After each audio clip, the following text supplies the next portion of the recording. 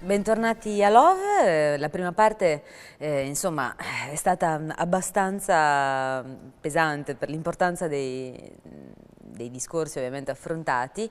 Si parla infatti di gravidanza, di disinformazione in età giovane, quindi quello che si può fare per prevenire situazioni veramente imbarazzanti, e parlavamo con Nicole di quella che potrebbe essere un'efficacissima situazione di prevenzione, che è appunto l'informazione scolastica, perché un conto è l'imbarazzo di un genitore che si rende conto che appunto ci si trova davanti a un adolescente in crescita e quindi sarebbe efficace parlare a tu per tu. Un conto è cercare di fare tramite l'educazione sessuale a una classe di più persone un'informazione altrettanto efficace o perlomeno propedeutica a quella che poi è il caso del singolo. Nicole. Per l'appunto dicevo, a scuola sarebbe un'ottima idea, cosa che a me infatti è capitata. Un altro luogo dove potrebbe esserci una sorta di istruzione è un consultorio, tipo a Imola c'è un consultorio giovanile, gratis, per ragazzi fino ai 21 mi pare, se non sbaglio. Giorgio, chiedo a te. Comunque, sì, circa sui 20-25 anni al massimo, è gratuito e tutti i ragazzi possono andare lì, c'è lo psicologo, la ginecologa, insomma un po'. Quindi uno va, quindi Sì. il consultorio non solo come, a parte che la parola No, stessa lo anche dice, consultorio, per quindi parlare, sì. esatto, quindi non soltanto oddio vado al consultorio a farmi dare la pillola del giorno dopo, No. ma vado al consultorio anche per crearmi una mia base di informazione sessuale. Che rapporto c'è adesso con questa benedetta pillola del giorno dopo che adesso ho appena citato, che pare essere diventata non il rimedio al dramma, ma vabbè, sai che c'è, che era talmente bello, e dato che non c'aveva il preservativo e a me non mi andava di rinunciare alla serata, ho pensato, lo faccio e poi mi piglio la pillola del giorno dopo. Ma noi abbiamo capito che cos'è questa pillola del giorno dopo, cioè che cosa c'è dentro? Secondo me no. È Secondo me non l'abbiamo capito. È un cocktail pazzesco, pazzesco, che non si può prendere con naturalezza. Cioè, sono veramente metodi, oltretutto, ricordiamolo, non è un farmaco abortivo, nella maniera più assoluta, quindi siamo assolutamente tenute a poterlo avere quando ci troviamo in situazioni drammatiche. Il problema è preconcettuale, cioè non bisogna pensare che grazie a questo si possa avere un rapporto sessuale libero, perché tanto il rimedio c'è, perché appunto non è una zigulì, ecco, non è un pasticcino da gustare nell'evenienza in cui, no. Quindi questo probabilmente, anche il fatto che una ragazza minorenne, piuttosto che senza accompagnamento, possa andare al consultorio, spiegare la propria situazione e farsela dare, farsela prescrivere, forse ha un attimo traslato i piani di importanza di questo, che è a tutti gli effetti un farmaco. No, tra l'altro nei paesi anglosassoni c'è stato un uso veramente smodato e c'è anche un tasso molto elevato di gravidanze, diciamo forse anche più elevato che negli Stati Uniti.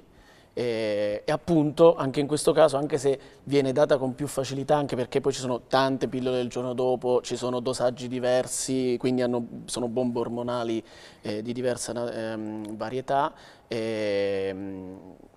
Diciamo che appunto anche lì viene utilizzato, come abbiamo detto, come strumento dell'atto sessuale, tanto dopo c'è la pillola del giorno dopo, quindi come soluzione e non come strumento ultimo di quando tutto è andato storto. Perché parliamoci chiaro, cioè, può succedere che si rompa il preservativo e questo ovviamente non è colpa di nessuno, non è up to you, up to l'altro, no, è un incidente e può succedere anche perché nell'iniziazione sessuale molto spesso, intanto bisognerebbe fare un corso a tutti i maschietti come mettersi il preservativo, perché insomma sentire poi delle ragazze che dicono dopo 3 giorni facendo la pipì io mi sono ritrovata, perché queste cose si sentono e tu dici vabbè, allora io mi chiedo, se hai iniziato con ti rendi conto che ecco, alla conclusione qualcosa manca, Non è che devi aspettare 3 giorni perché poi, ah, eccolo dove è andato a finire. Cioè, voglio dire, cioè, è pazzesco perché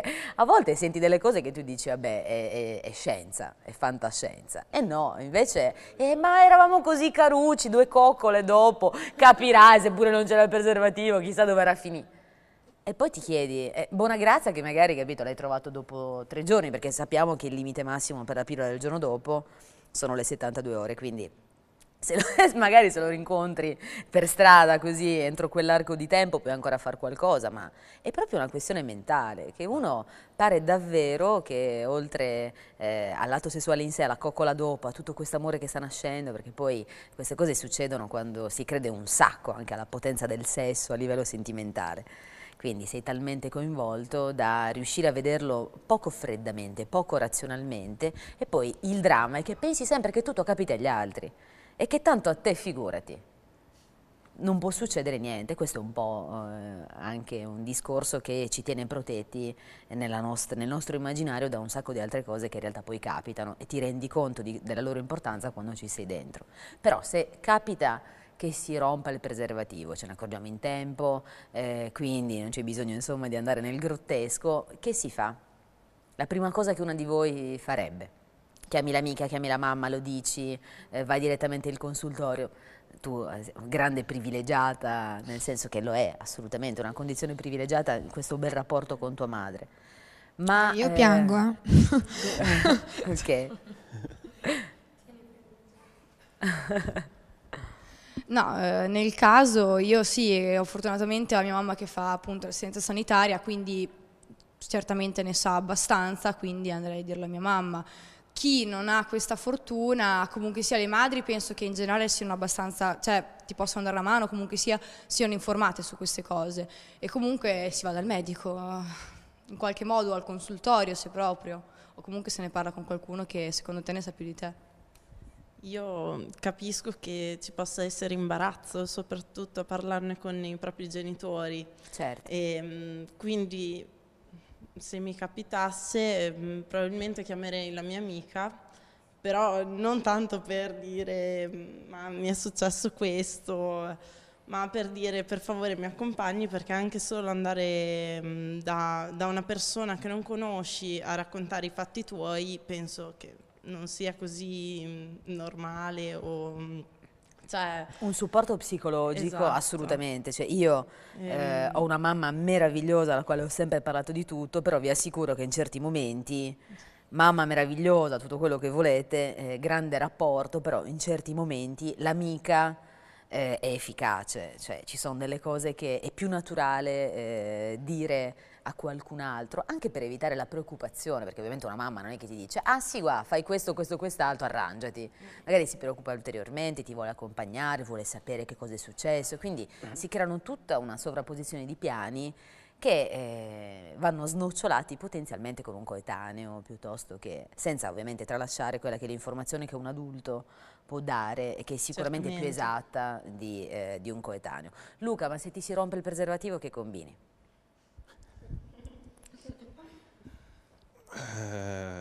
È un cazzo di problema. È un, scusa, che è un problema, è un problema, è un problema. No, cioè, se mi si rompe il preservativo, che facciamo?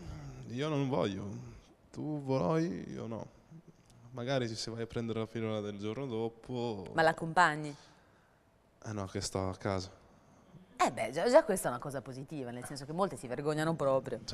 No, cioè sì, l'accompagno. Sei la tua fidanzata. E se ti capita con una sconosciuta? Ma io. Che cavolo, però. Capita, cioè. Non me lo mettere troppo in difficoltà. Non ti sto portando sfiga, Lu, stai sereno. Ti sto introducendo a eventuali. Con una sconosciuta.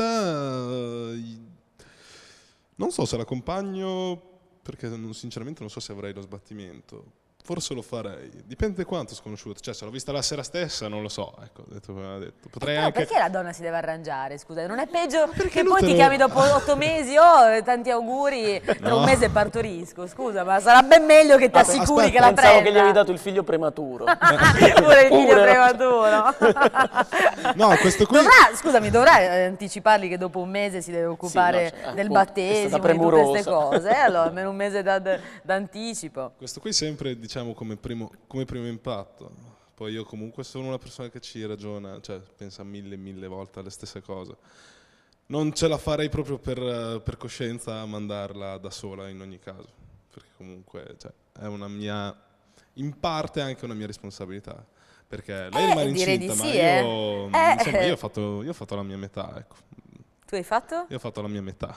Tu hai fatto la metà del danno, Esatto. e la tua metà devi porre Non è, riparo, non è un perlomeno. 51 e 49, È magari 50 e fosse- 50, quello, più Poi o la meno. sfiga ci mette la sua, sicuramente. Forse l'1% però- è proprio Ecco, lì. però ricordiamo anche che sempre in un evento sfortunato e accidentale che può capitare, anche lì ci sono delle modalità per ridurlo, nel senso che ad esempio, Assolutamente. come per i prodotti gastronomici, una buona conservazione ne Certo. garantisce Se tu hai il una preservativo dal resistenza. 1975, l'hai ereditato da tuo nonno, che ha detto a tuo padre portatelo dietro, non si sa mai. È una reliquia, E cavolo. tuo padre, come regalo del 17° compleanno, te lo fa trovare sulla teca e ti dice mi raccomando che era di nonno, continua a tenerlo nella teca. Ecco, ci sono quelli lì che lo tengono, ce l'ho nel cruscotto della macchina da 2 o 3 anni con pioggia, inverno, sole e mare. Se tutto va bene, lo uso quello, meglio quello che niente. No, meglio niente, cioè meglio che ti vai a un distributore. A parte che te ne accorgi se ti si rompe il preservativo. Buona, non c'è santo che tenga. Di Te ne solito se ne accorgi se accorge si l'uno e spacca. l'altro. Cioè, Allora, se ne se si accorge. te ne accorgi se si spacca nel mentre. Quello Perché sì, se se si tu fa un fai la classica forettino, prova che ci soffi, ci fai il nodo e vedi, ups, è troppo tardi. Com'è Ok. che ti accorgi che sì? Sentiamo, perché insomma... Ti accorgi, lo sentiamo senti. la Magari tesi, ci ragionate per la magari- prima volta, Se ma è ti si proprio quello la spacca, cosa lo senti. interessante. Se se ti ti si si fa un spacca, sì. forellino, è lì solo se hai una mega sensazione, una mega coscienza, quindi ti stai rapportando con una ragazza che non è granché, non ti dice niente, allora forse te ne puoi accorgere, forse. Se no, Trattato di letteratura Anassimene Anasimandro, cioè... sì, no, io mi trovo molto d'accordo con quello che ha detto lui prima, che o l'hai detto te. Che, Cos'era? Siamo Dici, in empatia, io e l'importante Emilio, che come l'uomo vedete, quando ha quindi- davanti una bella donna che lo ok. prende particolarmente, alla fine proprio la testa non esiste più. lo dicevo io. Sono d'accordissimo, proprio la E testa non lì, esiste. sti cavoli. No, Anche non perché si dice, esiste. c'è un aforisma, credo che l'abbia detto Chanel, qualcosa del genere, però insomma tra le sue varie cose, che dice che l'uomo prima del sesso non capisce nulla e la donna vede, ok? Dopo il sesso la donna non capisce più niente, l'uomo ci vede benissimo. Cosa vuol Questo è dire? verissimo. Questa è proprio una reazione chimica, però, ragazzi. Noi diciamo tanto l'uomo fa tutto per arrivare a un dunque, l'uomo viene proprio offuscato, cioè quando ha un'attrazione sessuale, cioè l'istinto animale, non è che gli possiamo fare Ma una questo mi colpa. incuriosisce però. Siete d'accordo con questa cosa? Cioè è vero che l'uomo viene offuscato e la donna no? Offuscato non è che diventa, è che ha questo istinto estremamente No, ma su quello accentuato. la cosa che mi incuriosiva a me, dato avendo a disposizione tutte queste ragazze, era se invece la ragazza è più presente, no? Giusto? Sì. Se è più presente Si fa i rispetto... peli alle gambe, sarà ben presente, scusami, razionalmente. Hai già parlato abbastanza. Aspetta che c'è. Volevi parlare? Ma anche no. No, io ci ho provato. Sicuramente, secondo me la donna è più, non dico non presa, però più razionale, cioè ci pensa molto di più. Cioè, No, sai cos'è? Che il potrebbe sentimento che può esserci, che può essere più femminile, ok, come reazione iniziale può essere più femminile, è meno potente a livello proprio di capacità di Ormone. offuscare dell'ormone essere- tipico maschile, quindi riesce a mantenere il eventualmente... controllo, sì, anche secondo me. Esatto, e quindi questo detto ha un suo Però perché poi per di- arrivare al danno, comunque se la donna è più presente, allora cos'è che può invece bloccare questa capacità di essere più presente, no? Secondo me è più presente prima, poi nel mentre, adesso questo...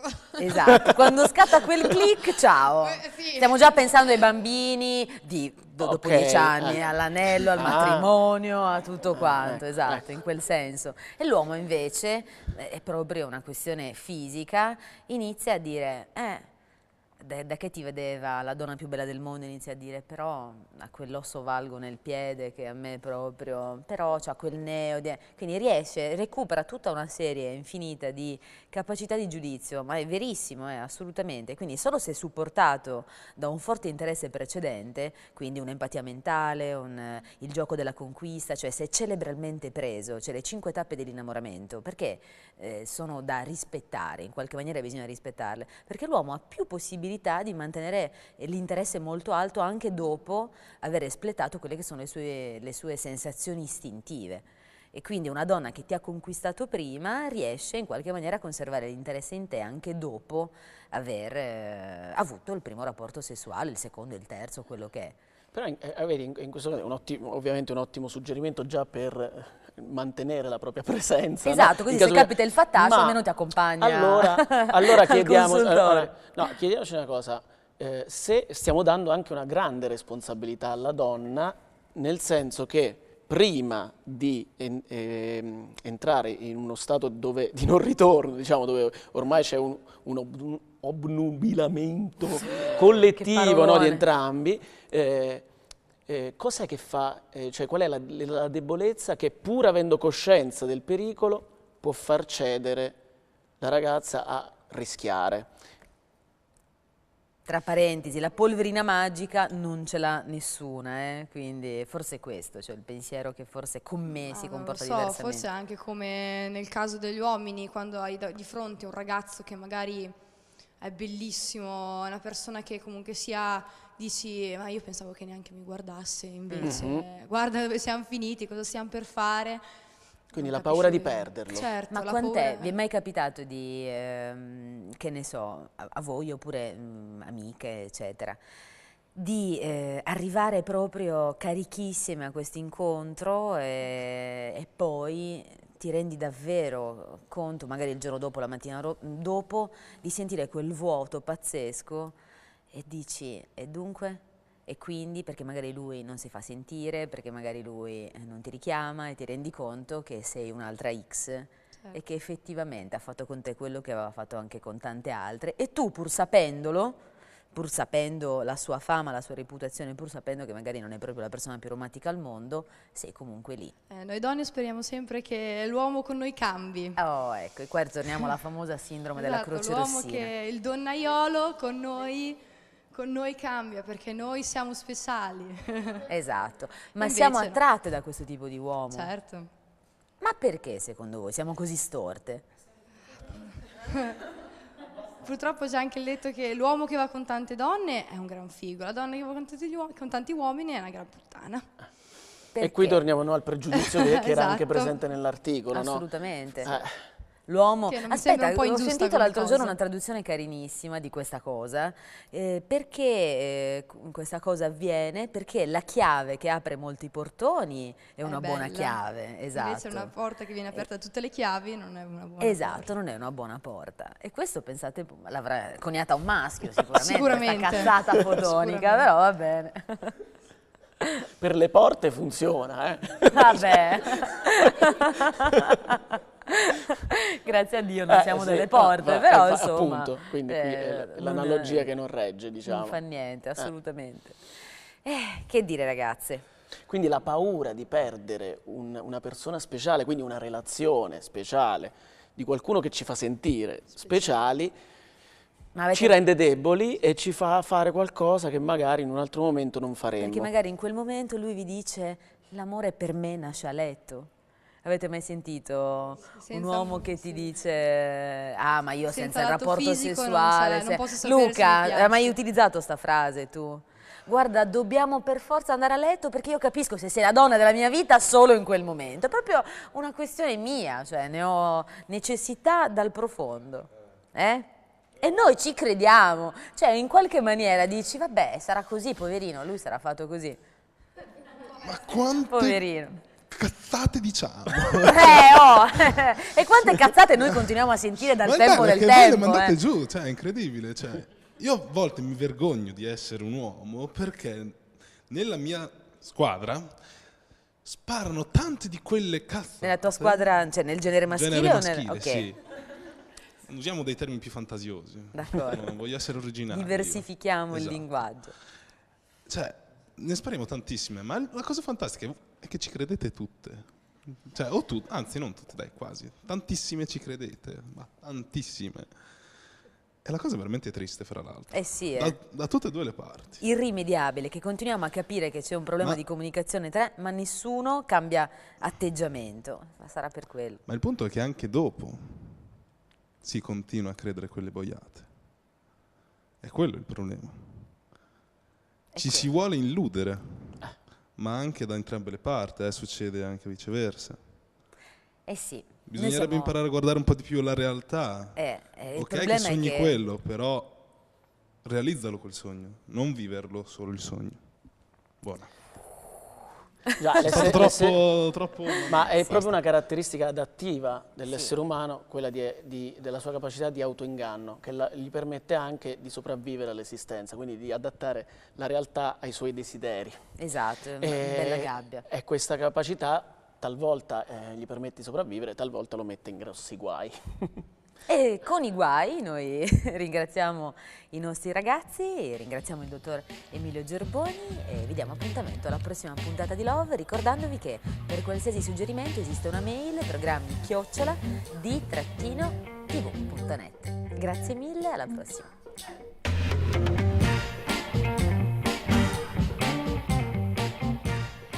E allora complimenti a Paola ed Emilio, io vi do subito l'appuntamento alla puntata di domani di Style con la nostra amica Valentina. Domani si parla di come vestirsi se si deve fare una serata in discoteca e si vuole fare colpo, seguite i consigli di Valentina perché funzionano. Poi abbiamo uno scrub tonificante e energizzante per il corpo, quello che ci vuole proprio in preparazione di una serata come questa e magari perché non farsi le unghie in maniera particolare, la nail art con i fiori, che è quello che ci propone domani Valentina. E allora, se vi siete persi per caso qualche dettaglio di questa puntata di Paola ed Emilio di Love, non vi preoccupate, potete rivederlo questa sera in replica alle 23:30 oppure domenica pomeriggio alle 14. Non mancate, ci vediamo domani sempre qui sul canale 90 del Digitale Terrestre. Ciao ciao!